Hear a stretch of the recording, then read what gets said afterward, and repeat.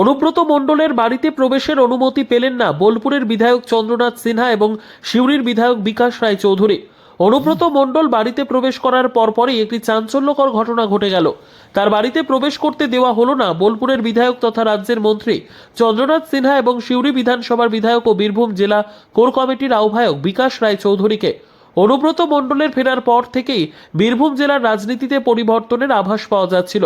আজ সকালে অনুব্রত মণ্ডলের বাড়িতে প্রবেশ করতে না পারায় সেই সম্ভাবনা আরও জোরালো হলো বলে মনে করছে রাজনৈতিক মহল।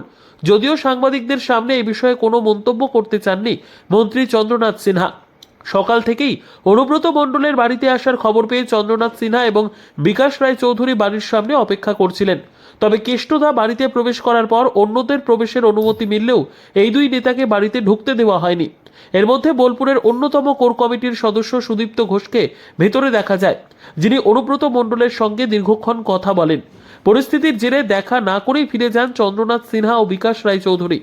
আজকের এই ঘটনা বীরভূম জেলা রাজনীতিতে আসন্ন পরিবর্তনের ইঙ্গিত দিচ্ছে বলেই মনে করছেন রাজনৈতিক বিশ্লেষকেরা।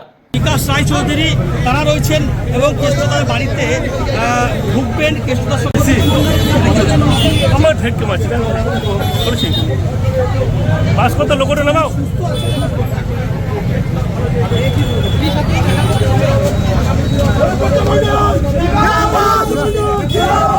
এলো 2 বছর পর কি বলবে?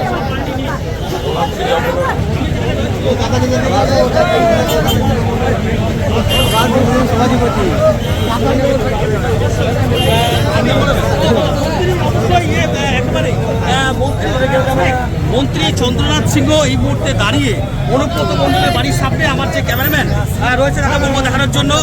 রয়েছেন সিউড়ির তৃণমূল বিধায়ক বিকাশ রায় চৌধুরী তারা রয়েছেন এবং কেষ্টদার বাড়িতে ঢুকবেন। কেষ্টদার